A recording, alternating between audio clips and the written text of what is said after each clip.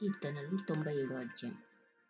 యెహోవా రాజ్యము చేయుచున్నాడు, భూలోకము ఆనందించునుగాక, ద్వీపములన్నీ సంతోషించునుగాక.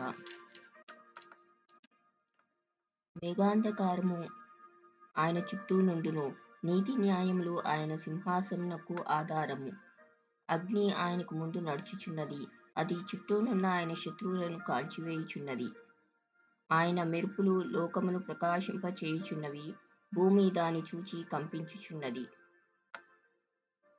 యెహోవా సన్నిధిని, సర్వలోకనాథుని సన్నిధిని పర్వతములు మైనం వలె కరుగుచున్నవి.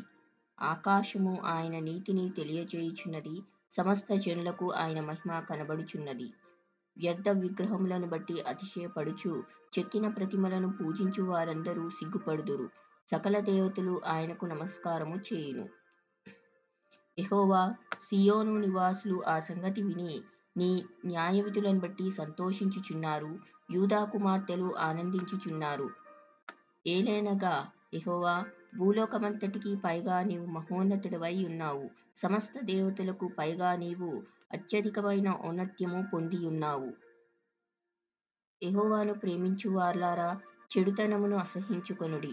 తన భక్తుల ప్రాణములను ఆయన కాపాడుచున్నాడు, భక్తిహీనుల చేతిలో నుండి ఆయన వారిని విడిపించును.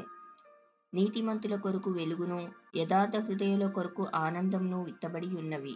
నీతిమంతులారా, యెహోవా యందు సంతోషించుడి, ఆయన పరిశుద్ధ నామమును బట్టి ఆయనకు కృతజ్ఞతాస్తుతులు చెల్లించుడి.